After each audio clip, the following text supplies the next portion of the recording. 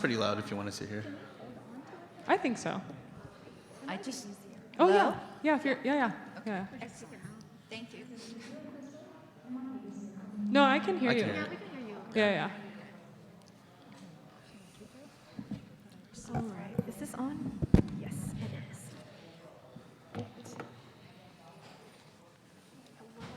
Okay, cool.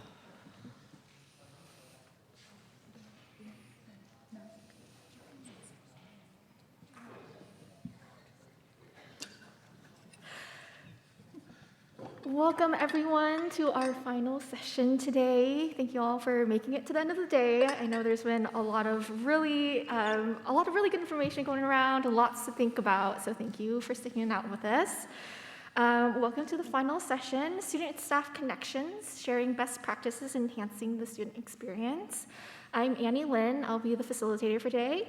I'm a case manager working with student case management services, student affairs, case management service. It's been a long day, Annie. Yeah, it's been a long day. Lots of words.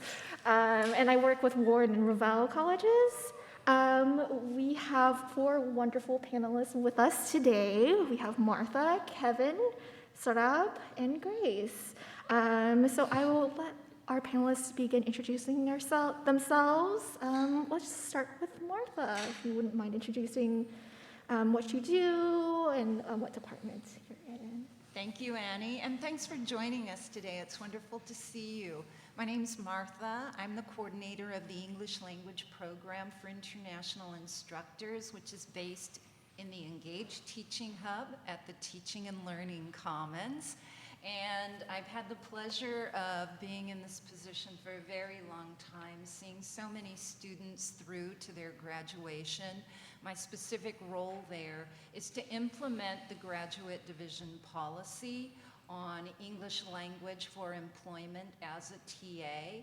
However, I also work with faculty, postdocs, as well as the graduate students, teaching a variety of classes, not just for the TA-ship, but also for presentation skills in support of their communication and success as scholars. And that's me. Thank you, Martha. Okay, next up we have Kevin. Good afternoon, everyone. My name is Kevin Baldueza, pronouns he, him, his. I am a case manager and outreach specialist for the graduate division. I also serve some undergraduate colleges such as 7th as well as Roosevelt at this moment.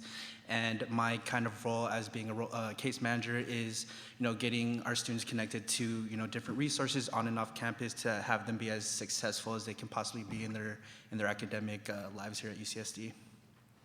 Great, thank you, Kevin. Sarab, would you like to go next? Hey everyone, can you hear me again? Yeah. Okay, I'm really nervous sitting right here, okay? I've never been in the spotlight, so. Yay! Thank you. So my name is Sarab Aziz. I am the events coordinator for the history department. I also am part of the EPIMED program representing the Middle Eastern. Can I do my spiel about my name right here? Yeah, of course. Please. Go for it. Can you see my Please name do. up there? Oh, my name is not there. It's right there. That's It's right right there. Oh, it is actually everywhere. Okay, if you look at my name, it actually represents everything about me. If you drop the S and you read it, do you read it? Can you read it?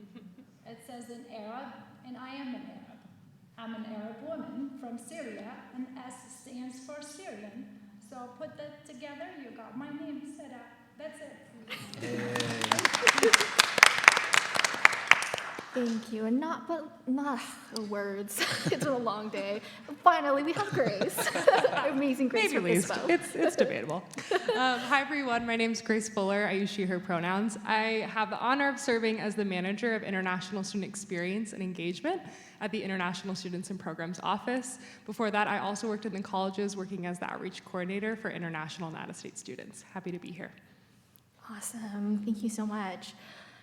Alrighty. So before we get into the questions for our panelists, I thought we'd review a couple goals that we have planned for our session. So this includes bringing awareness to the multifaceted challenges our APIMED students face, to cultivate a discussion around how we can better serve APIMED students in our capacity as staff in order to create change at a system-wide level, to provide tangible and concrete resources to staff about how to better support APIMED students, and to create a learning community for participants to further share resources beyond this workshop.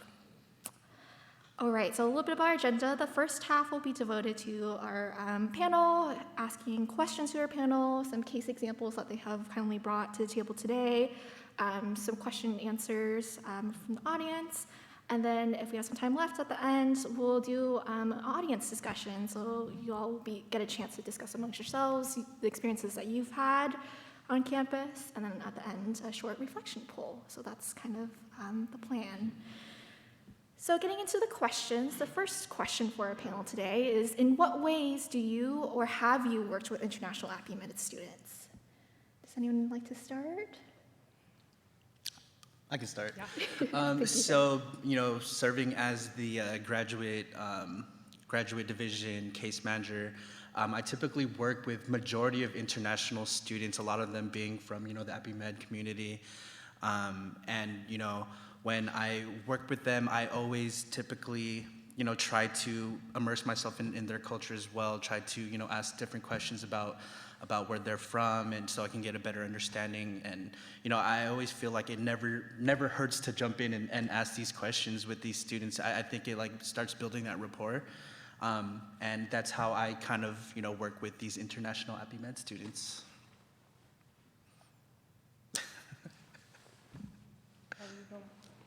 Are we going in turn?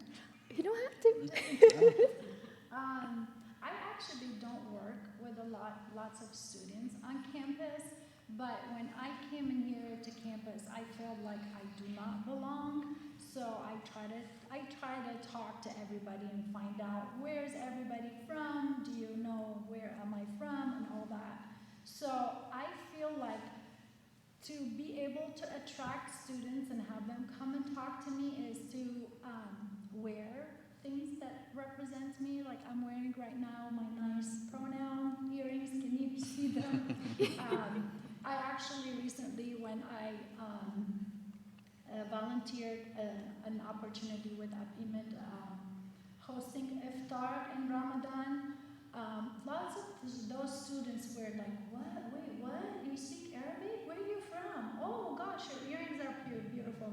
And they just started talking, and one of them came to me and said, where are you from? And I asked, I said, I'm from Syria. She said, oh my gosh, I am Syrian too. Do you speak Arabic? And we went on with Arabic, and she just graduated, and I took a moment to just text her and say, congratulations, I'm very proud of you. And then she said, oh my gosh, you remembered. That was very rewarding to me to help out. So I hope I can continue doing that. So if you ever have someone with the same background, please send them over to me. I'm more than happy to help. I can maybe jump in. So I have the great privilege of a lot of my work being to get to work with APIMED international students. So I think Dulce shared earlier that 89% of our international students are from APIMED regions. Half of all of our graduate students are international students.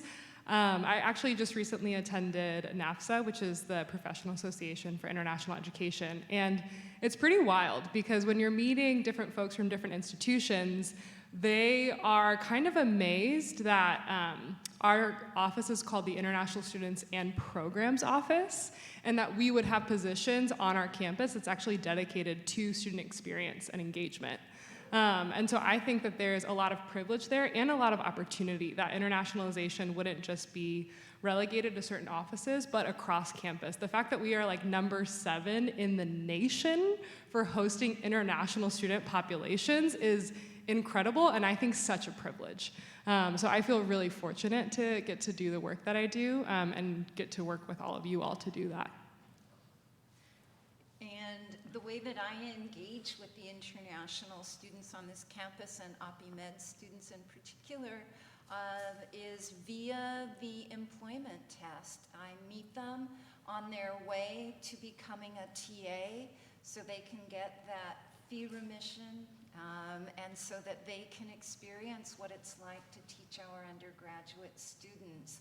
I do support them in getting their skill set to that place, and it's really a wonderful, wonderful position, primarily because I get to meet people who, like me, maybe struggle a bit with their identity, especially when they come to a campus the size that UCSD is, and they're so far away from home. I like to talk about identity. I think it's incredibly important. I am the daughter of immigrant parents. My mother was Japanese. My father was German. My father got citizenship by voluntarily joining the military. And my entire life I grew up hearing people say, "Speak English, I don't understand you." And as a child, you don't realize that your parents have accents. At least I didn't. And I think I was rather destined for my career, because after a while it made me feel very uncomfortable that so many people didn't understand my parents. So I feel really lucky that I've had the career that I have at UC San Diego. I meet the most amazing, beautiful people. I get to support our students into employment as a TA, and I get to support faculty as well as postdocs into positions that they interview for, and they understand the interview process now. As Grace pointed out, there's another key word today, privilege. I feel very privileged to meet and support such amazing students and staff and faculty. Thank you all for your responses. The second question that we have for you is, what are some common challenges and/or barriers that you have seen or have been expressed to you in your work with international EPIMED students? Who would like to start? Guess I'll start again. So one of the challenges, specifically when I meet with students, is typically over Zoom. So not having the best hearing and what the students are able to say, especially if English is their second language. Like, there's definitely some language barriers that I've had to deal with when working with students. In particular, well, I'll save it for the case study. But yeah, so there's definitely been some language barriers. There's definitely been some financial barriers, specifically with international students. Knowing that it was brought up earlier in the day where they have to financially prove that they're able to pay for, I believe it's one full academic year here. So those are typically the barriers that I see in my line of work, and I'm kind of curious to see what barriers everyone else sees. All eyes on me again. I always thought about putting myself in their shoes. How do I feel when I turn around and everything is weird, everything is strange, everything I don't know anything. So I just put myself in that feeling. What can I do to help them? Just simple, hi, how are you today? May I help you? That's how I start. Thank you. And echoing what we've already heard, the challenges that our students face when they're comfortable enough to open up to you. In cases for the students that I work with, I have the privilege of meeting them, the graduate students anyway, as they're being onboarded in September. Just before everything starts, I teach a summer bridge program. And I always ask them, what do you need? And the things that they need are basic needs. Their lives are being moved here, and they don't have what they need to cook. And they don't have what they need to set up the comfort that they're used to make where they're living a home. And so that's where we direct them. I direct them to basic needs, the food pantry, and we direct them to places they might want to go to visit. I know the beach is very popular. but we really do want them to feel like home, and to the grocery stores where they're going to find the foods that they recognize. And so that's a part of the Bridge program, even though its main purpose is to prepare them for the TA-ship. But more than that, it's about establishing belonging, community, meeting each other before the brutality of a quarter system begins. That week 3 trauma is real. So that's another challenge. Before they know it, they're behind. So hopefully by starting early in a Bridge program, we can alert them to where they might find disorientation in their lives, and therefore provide them with the resources they need so it's not as severe as it potentially can be.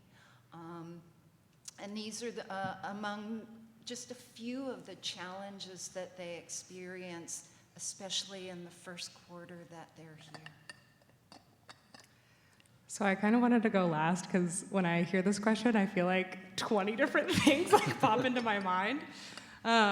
In some ways, it feels like anything an international student does, there are additional steps and processes that they have to go through, right? So let's say a student wants to drop a class and have like a lower course load. Sure, they should talk to their advisor, and they need to get a reduced course load from our office. Let's say a student wants to take a leave of absence. Maybe things are going on at home.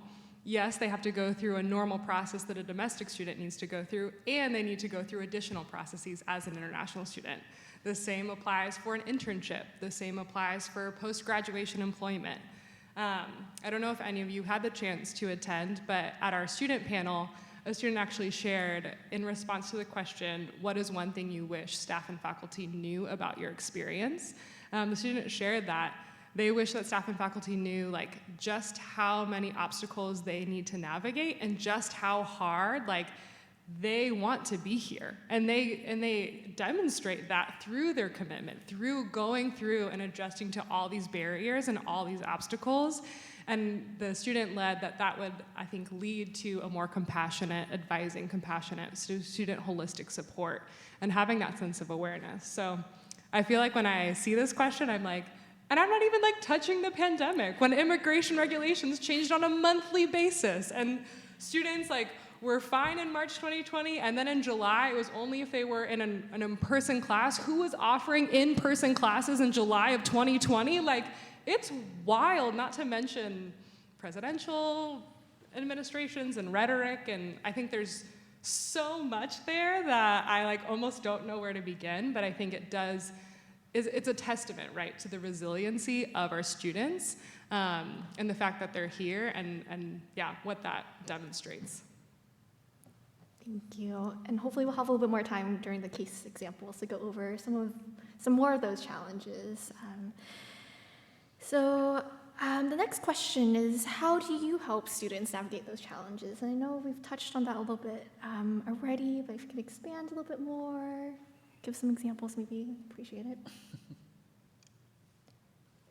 We're just gonna go down the line. Let's do it. Yeah, Okay. We have a good thing going. We have a good thing going. Well, I mean, some of these answers are kind of tied into with my case study, but so as far as, you know, a student that I was working with the language barrier, you know, I was kind of hard of like understanding what the student was saying because of the language barrier. So we kind of navigated that by having the student kind of type their responses in the Zoom chat, which definitely helped. You know, because I didn't want to make the student kind of feel almost embarrassed of me kind of asking over and over again, oh, can you repeat that? Can you repeat that? So we were able to kind of navigate that way. As far as some of the financial challenges that, you know, I've seen with international APIMED students specifically, again, you know, there are definitely a lot of challenges when working with these international students financially, because again, they kind of have to prove that they're able to financially support themselves here in the US. Thankfully, you know, UCSD, my team at Student Affairs Case Management, we do have a financial crisis response team where, you know, there are these you know, emergency grants that we can kind of request for these students to kind of get by these different financial hardships that they're having at the moment. But, you know, as far as it being a more sustainable kind of financial solution. That's something that we're still kind of in the works of. As far as, the financial crisis response team, it's more of, I hate using this term, but it's almost kind of like a Band-Aid solution for like that moment, that specific financial hardship. So that's how I kind of navigate, those specific areas. But again, I always try to work on working with other departments to see if there's other financial opportunities for this student to kind of help mitigate those financial hardships that they're currently facing.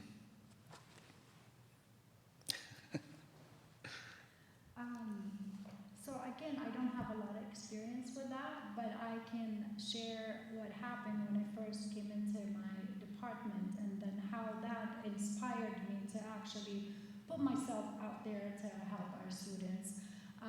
First time I was like temping in the Department of History, and I walk into the mail room and there was a professor standing right there, and he goes, are you the new person? I said, yeah, my name is Sarab Aziz, I'm here to help, and I'm just sorting out the mail.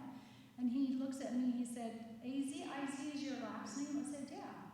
He said, do you know Maysoon Aziz? And I kid you not, that's my sister's name. And I'm like, are you referring to that person who is in Syria, Damascus, that works for the U.S. Embassy? He says, that's exactly the same person I'm talking to. I'm like, oh, that is my sister. It happened that that professor was a Fulbright in Damascus for a few years, and my sister helped him. What a small world.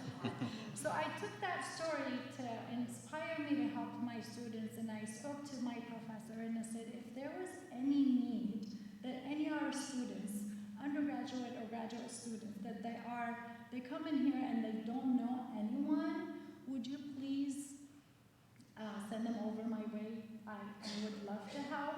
There was an incident that a young graduate student that came my way, she was from Lebanon. As soon as I greeted her in Arabic, she was, oh my gosh, you speak Arabic, let me tell you my story.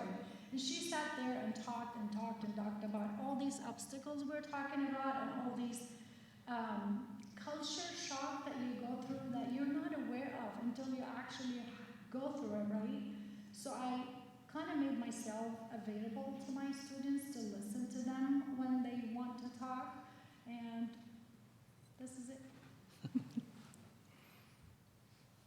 Okay, I don't have a story like that at all. So I have to admit that a part of the work that I do in implementing the policy on employment serves as another barrier in the process for these students. And so what I typically do, many of the students will get a fee remission when they qualify to TA, or they will get a salary. They will meet some kind of requirement that they have as graduate students. And to support them in this, we do offer ways in which that they can understand what they're going to do in the test. I avail they can come to me and practice for this test. I will support them as much as I can. A way that I do support them is by reminding the grad division, which, by the way, at one point there had been so many new deans in a very short period of time that you really do have to give grace to let people who are new to the university learn about the university. So I waited about 1 minute as opposed to a half a minute to knock on the door and say, you have this policy. It is old. It needs to be addressed. And the policy, by the way, is an employment policy specifically written for the University of California. Tom Hayden wrote the original legislation, and if you recognize that name, yes, he was one of the Chicago 7, was in a documentary recently, and it's old, this policy. And so it starts with the state of California. The state of California in 2001, I did not vote for this, but others did. and they voted English as the official language of the state of California. And when the graduate students of UCSD voted to be represented by a union, this policy became concrete. And every year I have had to chip away at it as we become modern in the 21st century. We're almost 25 years into it. So I do represent the students in negotiations with the graduate division about how we revise this policy, how we move forward. All of the UCs have a similar policy, and how we implement it, though, can vary. And so for me, it's annually, every year, I let them know, I make suggestions, I work closely with departments to see how we can reduce the barrier for access to employment so it doesn't burden the students with financial trauma. How will I pay for school? These are things that, in my position, that I am obligated to do, to remind our administrators that policies need to be addressed. I write weekly to the governor of California. I get responses now, reminding them that this policy exists and that something needs to be done. We are modern. We understand people travel everywhere. There are accents. They are beautiful. I grew up with them. You learned that today. And therefore, how do we support them to make it easier to access employment? And these are the things that I work on. These are the challenges.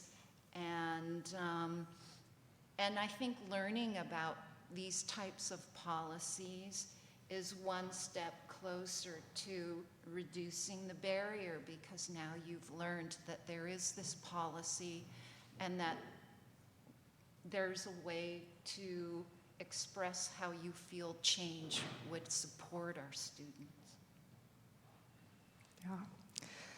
Yeah.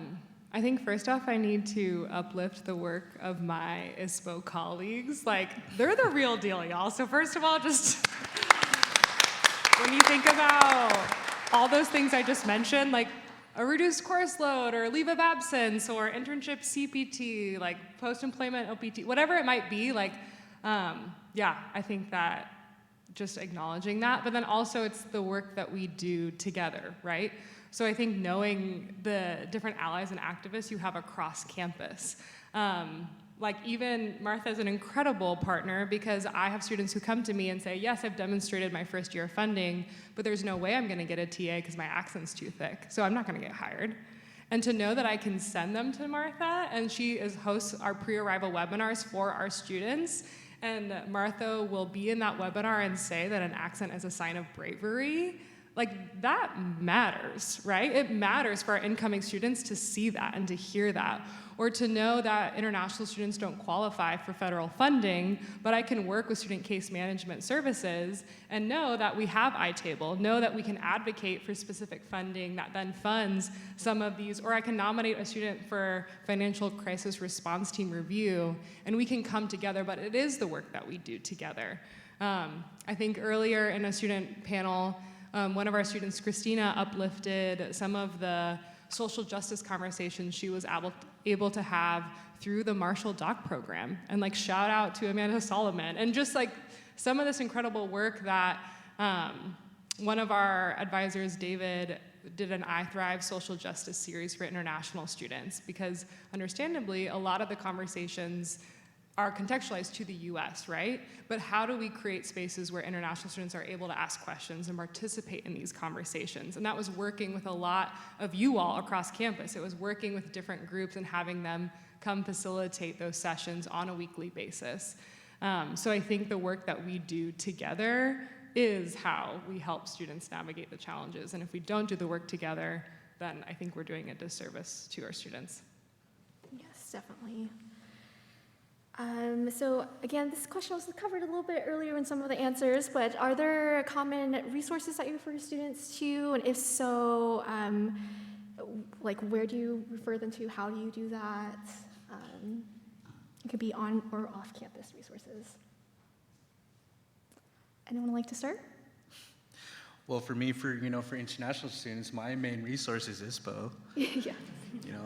They have a lot of the answers that I don't have for the students. So, I typically connect with, someone from ISPO to see if I can have some questions answered that I can relay to the student, or I'll, typically get them connected directly with someone from ISPO.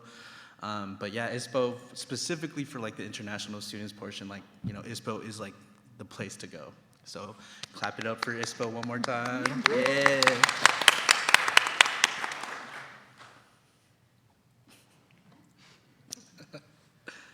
Me again. Why are you laughing? No, I'm just I'm so sorry. I'm just nervous. Me too, man. I can't tell you how much. Anyway, again, because I don't have a lot of experience in this field, but I take the time to train myself as a staff member to all of the centers that's available on campus to direct our students to. Of course, I first go send them to our advisor, and then I spoke. And then, but if they have any questions about food, do you have time? I can tell you all about my food. Thank you. Well, and for me, because I do work with history grad students, I now know who's an ally in the history department. So coming out to events like this really help us to identify more resources. I also assemble a list of resources for the students that do come to me. And so I have that available as a PDF for them. Essentially what I do is identify the free resources because they don't need additional fees. And then I identify the fee-based resources. And I do work with departments, especially departments that have money. And I think they wouldn't appreciate if I gave you that list of who has the money. But We need that list. I let them know. I say, here's an extension class that would benefit your international student. And this class now costs, at extension, $500. What can you do to support your student because this person is going to be a TA for your department? This person would benefit from this class. Can you cover it? And they cover it. So it takes a lot to put yourself out there, to make an ask. It's worth it to ask because the only thing that you'll be told that's would be disappointing is the no, and they say yes. So these are the things that I think have really helped the students to identify what's free for them, and then to keep connecting them with those who have agency to give a yes. Yeah, when I think of this question, I think of just continuing to deepen our relationships with folks across campus. And so I'm thinking, I think one of the session presenters earlier today talked about how does the international office on a campus continue to collaborate with the campus resource centers, and just some really incredible collaboration there. And it's exciting to think about. I think for the I Thrive series, each week was in collaboration with a different resource center. I believe that Christina, a student leader, was one of the student leaders for one event that we had was addressing anti-Asian hate and exploring the international student experience with that.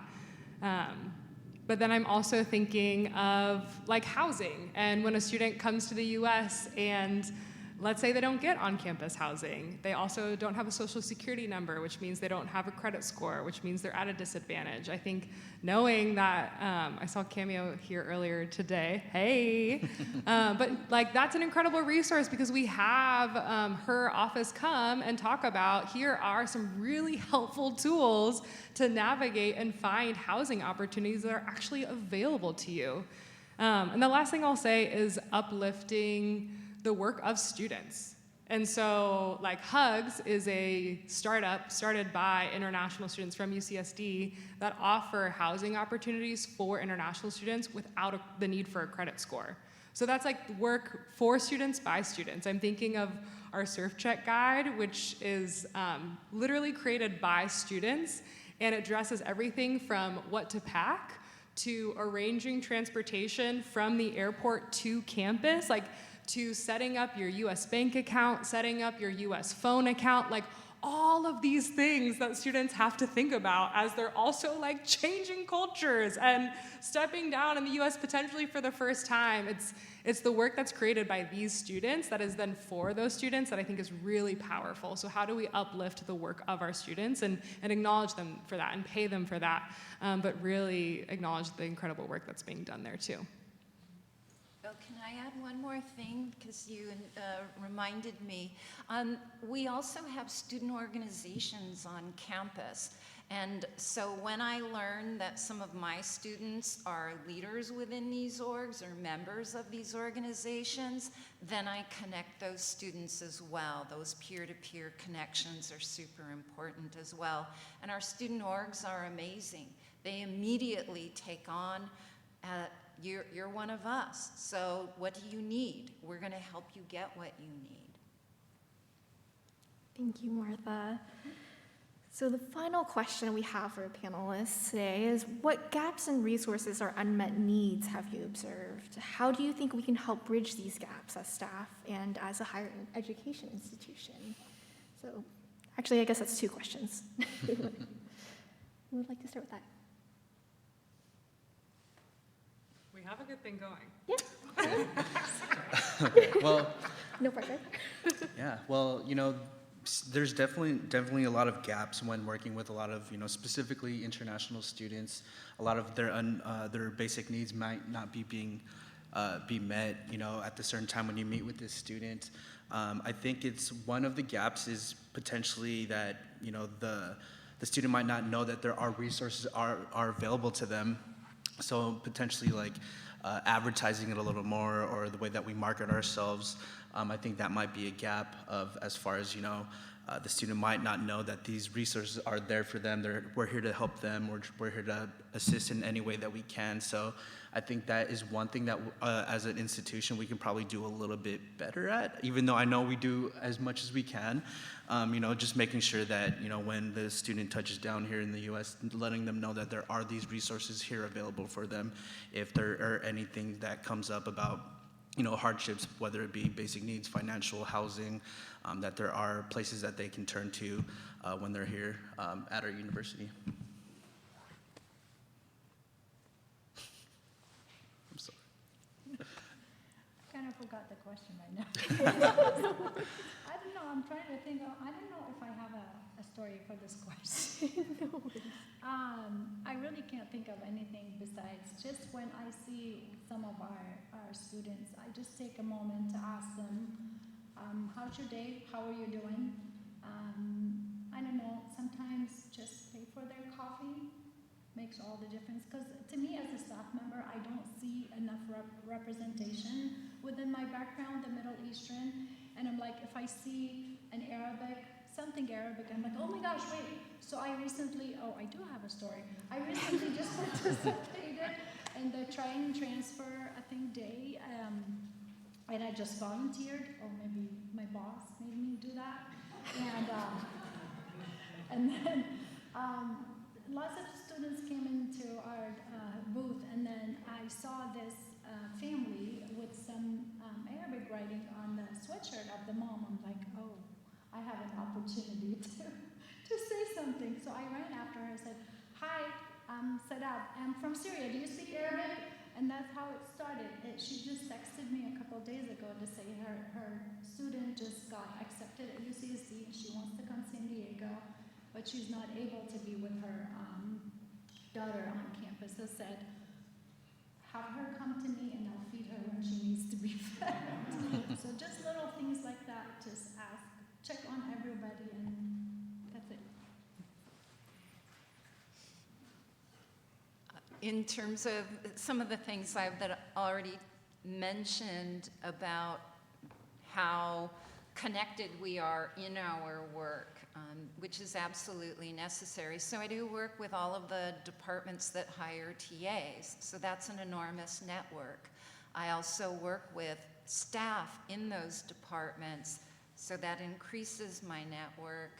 I work with faculty, and so I know a lot of people who have agency, and all that's required to support someone is to contact that agent and say, this is what we need, can you support? And I've never heard no.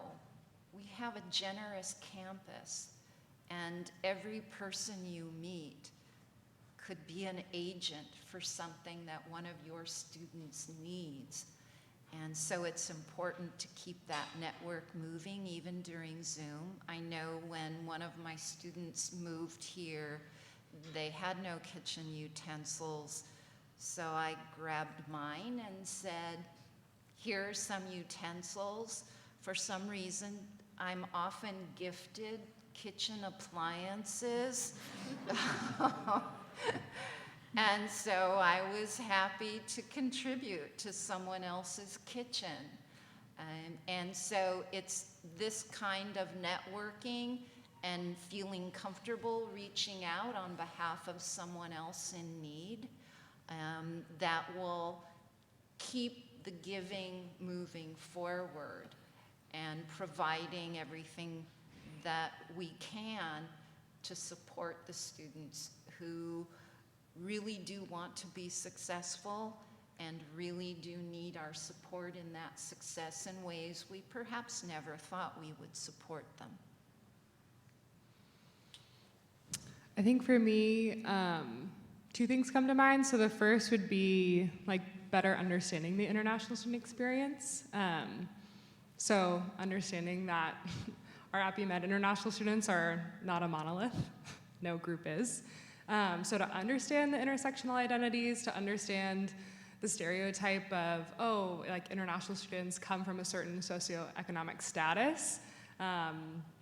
We have many students who their families pool together their funding for their first year to demonstrate that document, and then they're really hopeful / reliant on getting a TA position later, right, in order to continue their studies. Or different dimensions of identity. And these students might be exploring these different dimensions of identity as they arrive to UC San Diego, like many of our domestic students. I don't think that's relegated to a certain international student identity, but creating these spaces where students can do that. I also think almost ensuring access to high impact practices and then reviewing the barriers that come with students trying to pursue some of these high impact practices. So I'm thinking of our students who want to pursue study abroad, who want to pursue certain research or internship opportunities, but there are some real logistical barriers that often get in the way of them pursuing some of those opportunities. And so what are ways that we can create more pathways to success for those high impact practices for our students? Thank you all for your responses. So we're going to move on to some case examples, and I believe Kevin is up first again. Of course. So that's cool. Okay, Just go at the top of the head. So, this student actually came to me through one of our basic needs assistance forms. He is of Indian descent, and first off, when I met with this student, this was one of the examples where there was kind of a language barrier. It was kind of hard for me to kind of understand this student through Zoom. So in this instance, I actually had him type out his responses, and it made the meeting go a lot smoother. He was presenting with financial hardships. This student did fortunately had a TA position, but he also had a spouse here with him. Unfortunately, the spouse was unable to work in the U.S., so he was kind of taking care of all of the finances and within his family. He was finding it hard for him to kind of provide food for his family and stuff. So we did get him connected to basic needs, the Chime Food Pantry. We got him connected to ISPO for the iTable form. So that was kind of covered. But then he also had trouble in transportation. Him and his wife did not have, a form of transportation. They were spending hundreds of dollars on Uber and Lyft monthly, which was, taking out of what they were able to provide for themselves. So, we put in a financial crisis response request for this student and his spouse to get a bus pass, so they're able to, commute around the San Diego County and everything. So, that was our first meeting, and then I did a follow-up with the student to kind of see how everything's going, if he was able to get connected to all these different departments, which he was able to. And then he presented with another concern of his, which was that his wife was uninsured. So we kind of spent the rest of that follow-up meeting kind of helping him go through, I believe it's the CalWIN benefits website, to kind of get his wife situated with healthcare through Medi-Cal. And it's been a few months since the last time I met with this student, but the last time I met with him, he was doing well. He was thriving in his academics. Unfortunately, again, with the piece of his wife unable to work in the U.S., there's still that kind of financial hardships that they do, fall into every once in a while, but they were ultimately connected with some different departments, such as basic needs and ISPO, so they can kind of help mitigate some of those hardships that they were facing at the moment. Thank you, Kevin. Of course. So I think next up we have Martha, her case study. Yes, so this is one case that's related to well-being. So this was an UPIMED graduate student that I met very briefly. I was not his instructor, but one of my colleagues was. And later, after we met, he sent me an email, and he had qualified to TA, and he asked me to review his recording of his TA class, and could we meet to debrief the recording? And I said, yes, of course, I'm happy to watch the recording. I watched the recording, I reviewed it and went through it. And then I contacted him and said, okay, I'm ready, let's meet. Because his main question was, how's my teaching? Which is a pretty big question, so I knew I would have to ask more questions. Can you look at the next slide? And so what you're seeing here is is that everything? Oh, yeah. Oh, no, because what I'm seeing is the full slide, so keep it there. We will click and more will pop up. So the main question is, how's my teaching? And so what I do is I go in through, and this is part of case study presentation. The first thing that we do is think about support, the allyship, reaching out. So the student knows I'm an ally. And I will always protect their privacy. So, contact me, I will support you. And then we go through the strategy. And the strategy in supporting the student is to listen and to acknowledge what's happening, and then to affirm by saying, yes, this is something I'm going to help you with. And then the case itself and reviewing the recording. We know by research, which informs the analysis, what great teaching is. And so when I go through the recording, I'm not listening to English. And by the way, I don't teach English. I teach how to communicate clearly. There's a huge distinction in that. Because by doing that, they have greater success passing the language test, and especially being successful as a TA. So we focus on what everyone has to demonstrate to be clear as a presenter. There's nothing special there. Everyone could benefit from being a better communicator. And so I focused on, was there framework? Was there context? I focused on simple language so I could understand the concepts and ideas and learn the technical vocabulary. I also listened for, what is this, directness, rather than indirect approaches. So going through this list, was there engagement? Were there posed questions? Different things that we know make for successful teaching. And they were all there. And I thought, what's going on with this?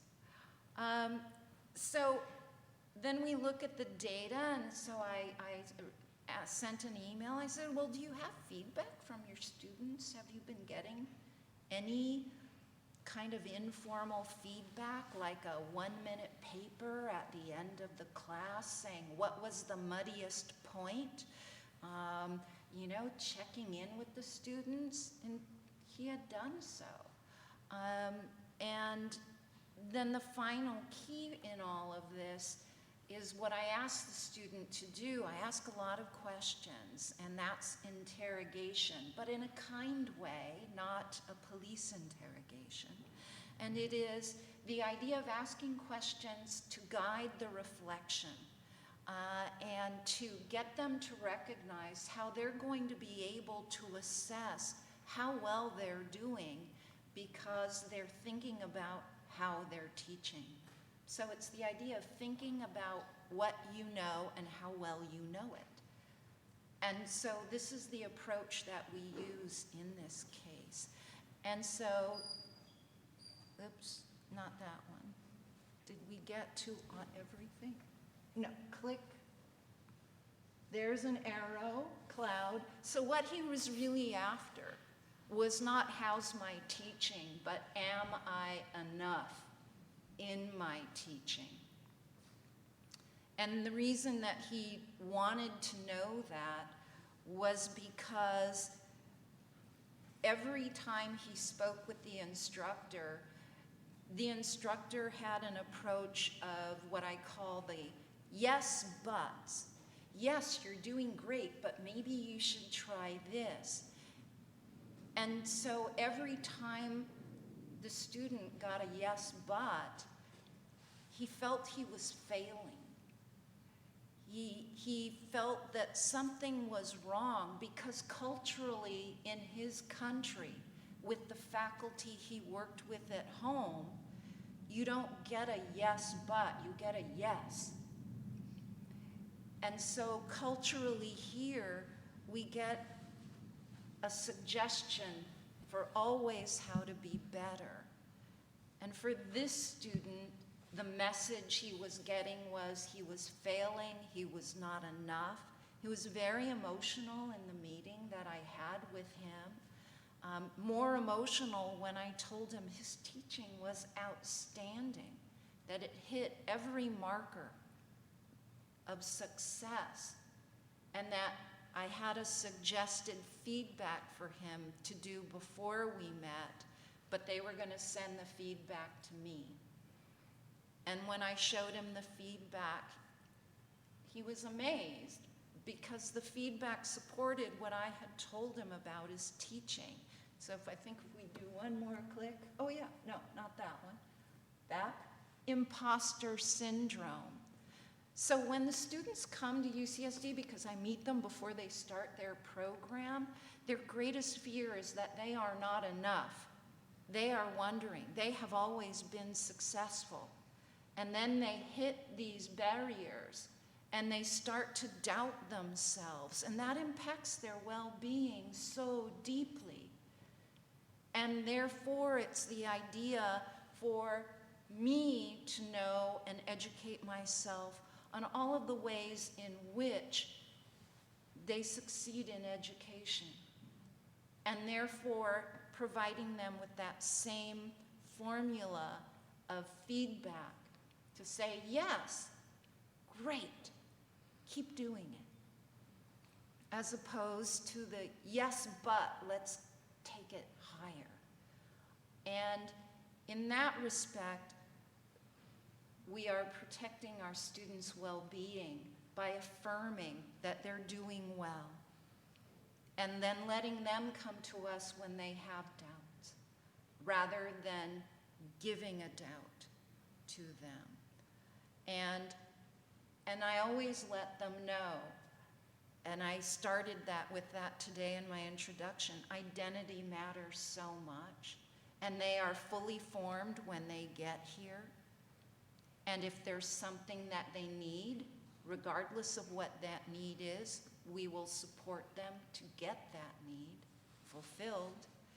And to remind them that there are multiple ways that we show up in this world at UCSD, ways that we show our knowledge, and anything that registers, resonates, is direct, and contributes to a student's success means that their way of showing that knowledge, their way of teaching that knowledge, that's success. There's not just one route to that. And we talk about assumptions and how they're made and how to handle them. But the assumption about the self of I am not enough needs to be addressed, needs to be supported, and you've used the word a lot today, uplifted. I always introduce myself to the students. We are Tritons, each and every one of us, when it comes down to it. And therefore, as a member of the Triton community, we are here to make sure you achieve the highest level of success. And that's my case study for today. Thank you, Martha. That was very powerful. I think we have Grace's case Yeah, I put too much. I don't even know if I'm gonna go into all of it because it's a lot, and I feel like in some ways we've touched on some of this stuff. So instead, I actually just hearing what folks have shared, I'm thinking of two case studies that I'll just kind of share. So one, I'm thinking about a student earlier in our day today at the student panel who was sharing that they had never talked about LGBT plus at all. And the first time they were ever given the chance to explore that was coming to UC San Diego. And so I think, and then that was actually echoed and resonated by a few other students on that panel. So I think acknowledging and allowing for that diversity of cultural context in some of that identity exploration, and meeting with students who had waited to come out until they were at UC San Diego, one to later seek asylum, because it was literally, and so I think understanding appreciating the diversity of that experience, and how do we, as you can see, I'm totally verbally processing here, partner or work with students to understand that they're coming from such diverse backgrounds, and we all are, right? We're all people of diverse backgrounds, but what are ways we can better understand that and create these spaces?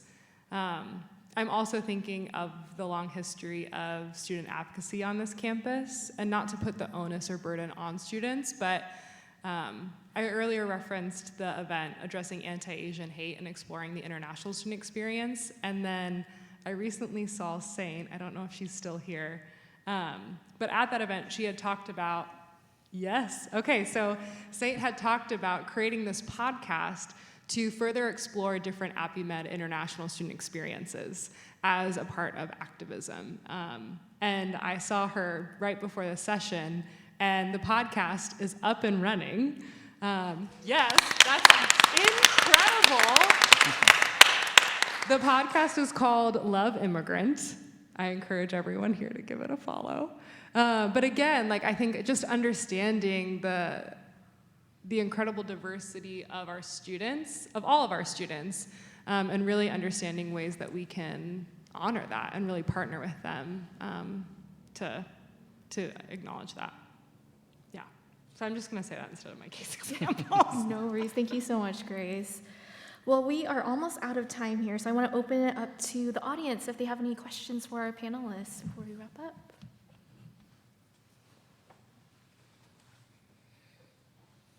No question? Oh, there's a question back there. Okay.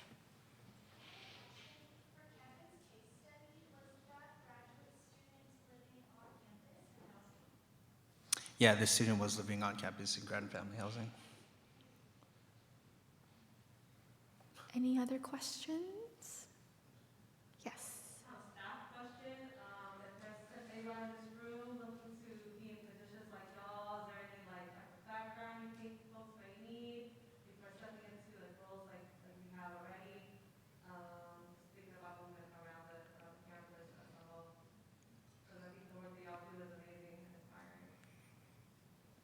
I would love to meet you after this session. And keep an eye out. Let's connect. Yeah. I don't know if you have anything to add. Well, I come from a social work background, so that kind of like ties in when I work with students, not just international students, but just all students that I work with, looking at it through the social work lens, coming at it from a holistic place where, you know, we want to make sure that all their basic needs are being met so they can be as successful as possible here at UCSD. I mean, that's just, I know Annie right here is a social worker as well. Yeah, I'm a social worker as well, so if you have questions about that, anyone, happy to answer them. Anyone else wanted to add to that? Or? She has a question. Oh, okay. Yes. If you want to answer it, I can ask my question afterwards.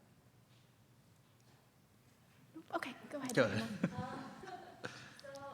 I know Gracie briefly touched upon looking at anti-Asian hate from an international lens.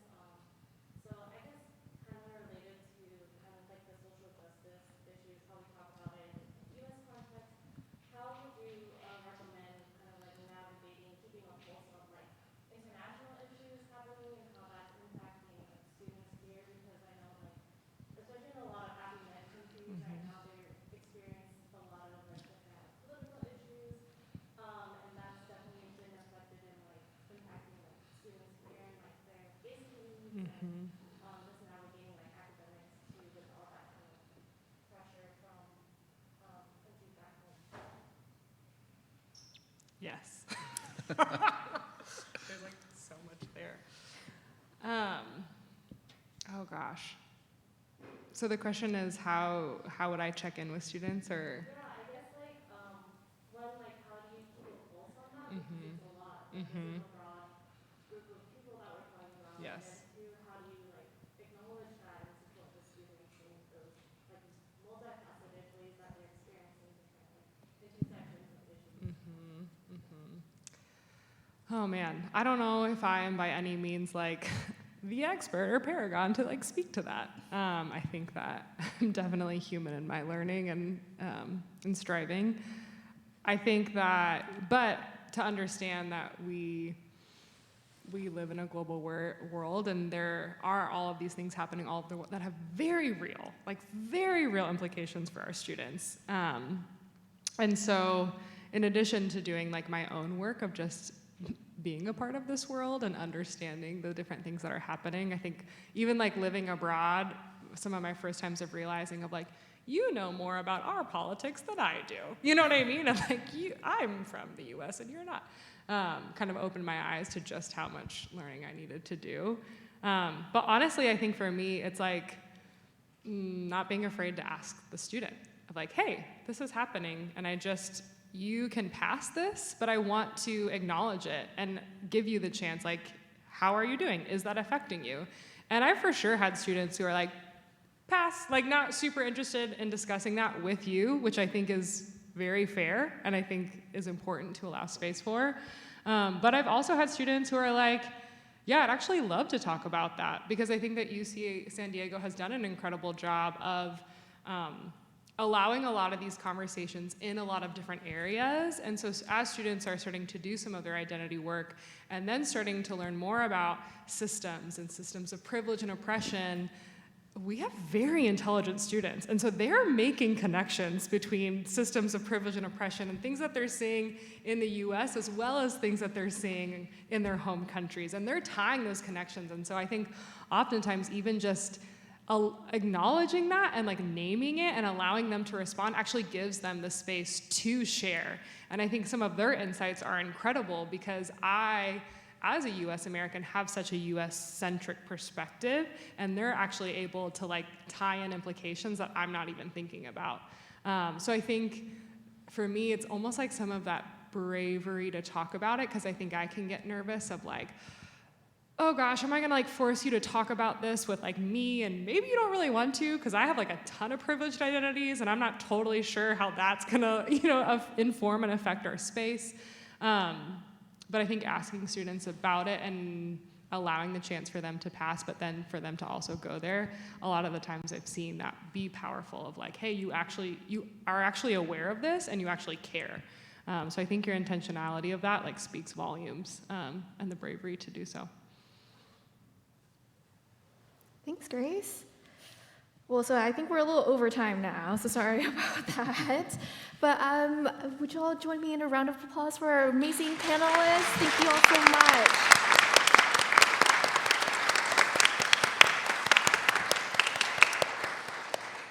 Yeah, we truly appreciate everything you all do for our campus and for our students. You all are awesome. Thanks, Annie. Thank you all so much for joining us today in the audience. And yeah, I guess we're the last session of the day, right? I think. Come back tomorrow. They have an Yes, incredible please day love come you planned. back. We would love to see you. Yes. Thank you.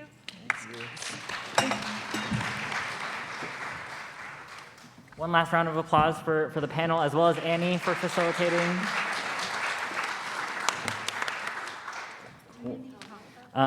So just right before we head out, I do want to kind of say a few things in closing for today. Just again, as Annie mentioned, thank you all for coming this first day of the symposium, this inaugural symposium. It's been a great kind of learning space, and I feel like there's been a lot of people talk about how, they've gotten a lot out of the morning sessions, out of the afternoon, out of the panel itself. So, I think it's exciting to see so many people come through and kind of be able to embrace this learning kind of mindset that we were hoping for. So again, thank you all. A round of applause for yourselves for being able to participate.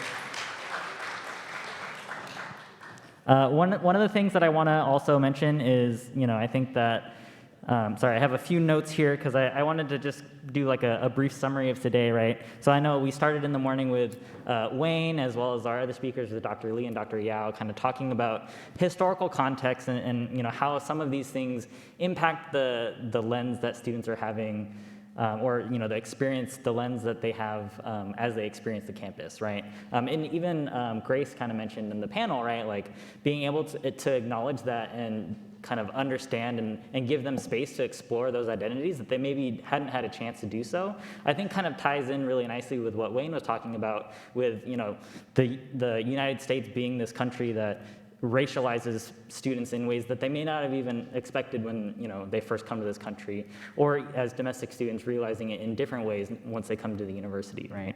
So I think as we continue on in our learning, thinking about how that impacts the students, but also how that might impact the work that you're doing with students, right? So what part of their identity might they still need to continue to explore, right? What part of the population are these students in? And how can we be intentional for them, right? So I think Christina Yao in the extra session after her keynote mentioned something about finding ways to get programming for international students and domestic students, and not necessarily having to kind of draw those lines, but just having it be students in general, right? But also, how can we be intentional for the people and the populations that we really want to reach out to, right? So we mentioned before in the beginning with data, and there are these really small populations that don't necessarily get as much visibility. So what can we do to kind of uplift them and be intentional with those students, while also kind of making sure that it's something that's accessible, right? It's a hard ask, and it's something that I don't have the answer to, kind of similar to what Christina Yao was mentioning earlier. If I did, I could make my rounds and make a whole lot of money at that if I had that answer, but I don't, right? And I think that's something that we can all kind of collectively build together. So again, thank you all for participating. Ooh, eating the mic. Thank you all for participating in in these sessions and kind of reflecting on these things, but also keep going, keep reflecting. I'm a big reflection person, and we had a couple breaks here and there, but if you need to take a few moments now to write something down, take some notes or something, or just kind of think quietly to yourself, feel free to do that, right? Because I think that we're not going to be able to continue moving forward if we don't have the time to kind of process and think about how we're going to actionalize some of the stuff that we've been able to take from today.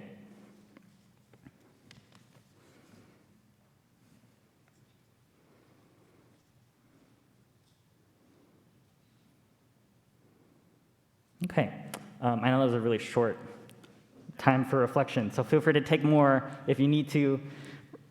after I'm done speaking, which is going to be in about a couple minutes, so don't worry, I'm not going to talk your ear off. You can continue to sit and keep with your reflection if you need to.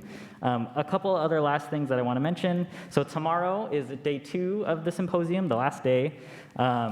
We are going to be focusing a little bit more on the domestic student experiences, right? So today we focused a lot on our international students. Tomorrow is our domestic student kind of focused day. So we're excited to see all of you come through. I know some of you may not be able to make it. If that's the case, let me make sure I get my notes correctly. We just wanted to say, again, thank you for showing up and coming through. Be on the lookout for a survey that's going to be coming out. Again, if you're going to be here tomorrow, you heard me say very similar things. But if you're not going to be here tomorrow, please be on the lookout for a survey. We're going to do a follow-up with folks and just kind of get some feedback on the symposium in general, but then also kind of get a gauge on what are some things that you were able to take away from the symposium, right? So I really encourage you to take that time to reflect. If not here, then maybe at home, talk about it with a loved one, family member, a pet, if that's what you need to do to process it. But yes, and then very, very last promise, there's still some extra food in the back. So if you need to take that extra food for yourself, your friends, your family, that same pet that you might be referencing later today, feel free to go ahead and do that. But again, thank you all for showing up for this first day. I hope I see you tomorrow, and if I don't see you tomorrow, I hope you have a great rest of your week.